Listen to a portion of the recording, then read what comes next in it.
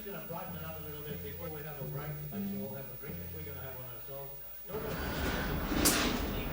Oh, g'day gang. We're not going to work today. I'm just going to have a bit of a chat. I probably haven't done this for a while. Out in the garage, best place to be.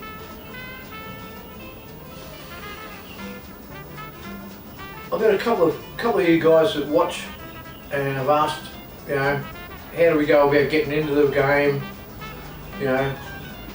What can you do? What blah blah blah. First, I'm gonna say, if you're gonna get into the mechanical game, you want to love it. If you don't love it, you won't last. I'm telling you now. You've got to have a fascination in it, in everything, the way it works, and you've also got to have an understanding of how it works. And then when you start seeing performance things, sometimes you raise your eyebrows at what things can get away with. But if you want to get into the game, and I've had quite a few apprentices that are just they tried, but they just didn't have it because they didn't get into the game because they enjoyed it.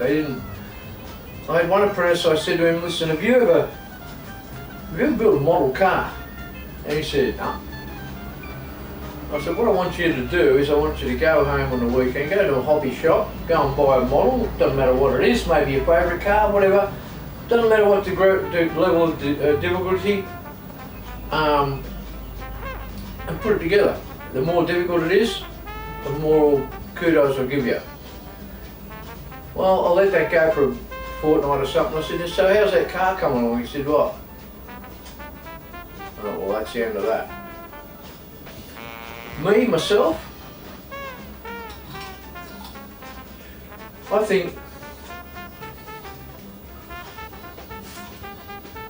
if I got, well, here's what happened. Here's how it worked for me. And I don't know why I was always fascinated with how things went and how things worked. But I learned very early terminology, loose terminology, should I say, through my dad and through his friends. And my dad was not a mechanic. Okay, so my dad, if you're unaware, was a musician. He played trumpet, cornet, whatever you want to, all that sort of stuff, played in jazz bands and all that sort of thing. And that's what he did for a living, so he was not good on the tools, I'll tell you now. But I was always fascinated, and when he tried to fix something, and he had a book that he used to work by, and I used to read that book when I was a kid. I'd see him open up the page, and I'd read what he was doing. It didn't make any sense to me at the time, but as things progressed, it made more sense to me. As I got my hands dirty myself, it made more sense to me what was in the book, what it was he was doing. And you do have to get your hands on things to understand stuff. And so I think if you've got the older the book you get, the better it is you are of understanding stuff, because the less technical it is. I've got an old book here. This is the one, a copy of. This is not the one, but it is a copy. It's the same book as the one my dad used to have, and it's called the Practical Motorist's Encyclopedia. And it's from back when the pages were all yellow and thick. And I think he probably opened every page of that somewhere along the line, trying to solve his problems with his vehicles. Of course, as I said, he was a musician. As you probably understand, musicians don't earn a lot of money. As people did back in the day, in the 50s, 60s, well, I was born in 57, so when I really realised what was going on, say we go to the 60s, let's say, people were servicing their own cars because they couldn't afford to do it, but it was easy enough to do, and blah blah blah. And there were guys like myself who were in the backyard. Joe Blow would come in with the smoke billowing out everywhere, and he'd whip the engine out, or pull the sump off it, the head off it, and throw a set of rings and bearings in it, and it'd be gone the next day. And I saw blokes do that for my dad. I was astounded they could do that in their backyard. I couldn't understand. How do you do that? You think you must have like... Oh. So I was... Well, first opportunity of working on an engine, and yes, I'll always call them engines, is a lawnmower that was given to me by the father of the guy my sister used to date when she was 17 or something. So I was 8 or 10. It was a lawnmower engine, an old Victor, and he said, I just wanted something to pull apart. All my family, all my relatives used to send their broken clocks and broken things for me. I just pulled them apart. I had boxes of little sprockets and gears and things. I had no idea what screws it. Well, eventually I wouldn't have been, of course, you probably understand, but so I got this engine. It had a carburetor. It just had a wraparound pull starter thing. It had no plate in the bottom. It had no exhaust pipe. It was only a 2-stroke, but pulled it apart, pulled it down, pulled the piston out of it, pulled as much as I could pull apart with the crappy tools that Dad had, and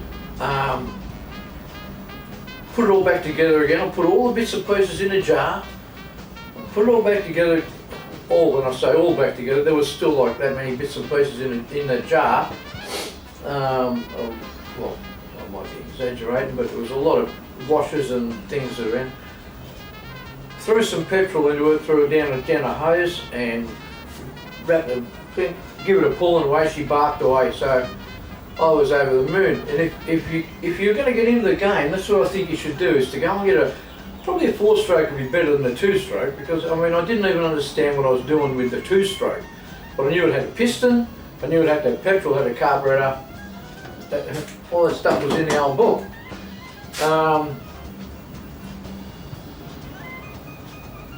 Yeah, so I think once that reality of being able to pull something apart and it actually worked, and this old bloke, he said he couldn't get it to run, so I just thought I was marvellous from there. Yeah, I just thought I was fantastic. I thought this is all right.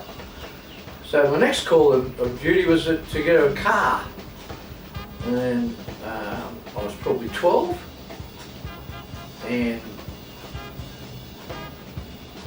did all the things. I learned lots of things about that. I learned that you can't cut the roof off a car, because if you do, it bends in the middle. It was an old Renault. It was a Renault 4C. It was old bubble thing, worth good money nowadays.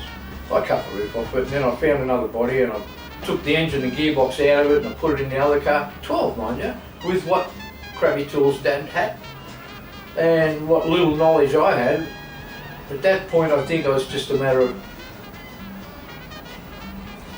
doing up and undoing stuff. I didn't really know too much about how it worked. When I finally got a job being a mechanic, I'd already built my own engines at home. I was married, or about to be married. I'd already rebuilt my engines. I'd done camshafts in them, I'd done carburetor swaps, I'd done all that sort of stuff. All gearboxes, all that sort of stuff before I even got a job as a mechanic. Just sussing it out at home, and here I am today. The reason I decided I wanted to start, the fascination, and I don't know, I saw so many shonky things along the way, which is a good thing again. Hands-on, look at what you got, know it, understand it, know what looks good, know what looks bad, be able to identify problems. All that stuff comes with experience, but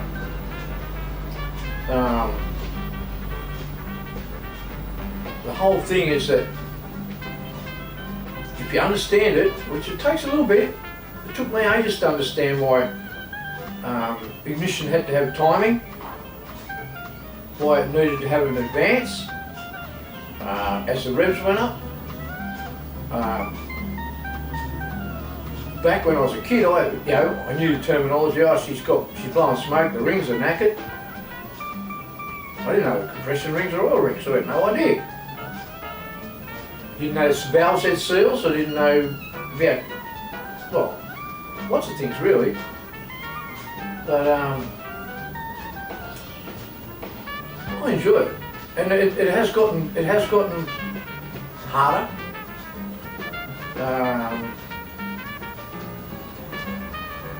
Most of these odd things you see me working on, it's probably the first time I've ever worked on, to be honest.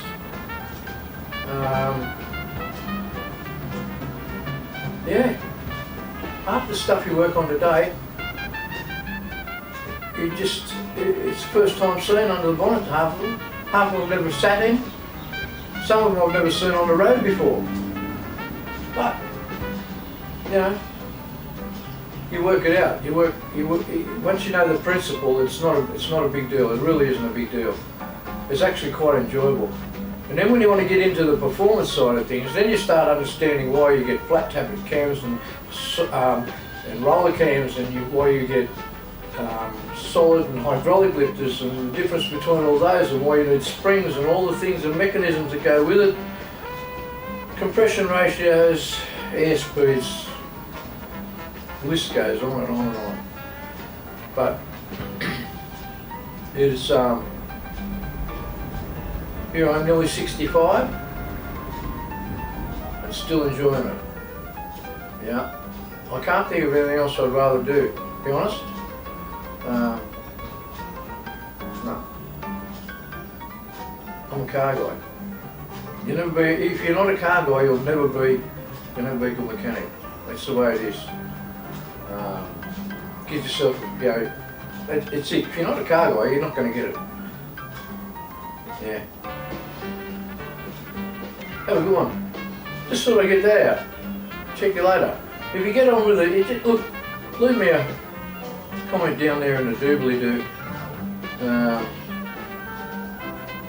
I'd like to hear your opinions.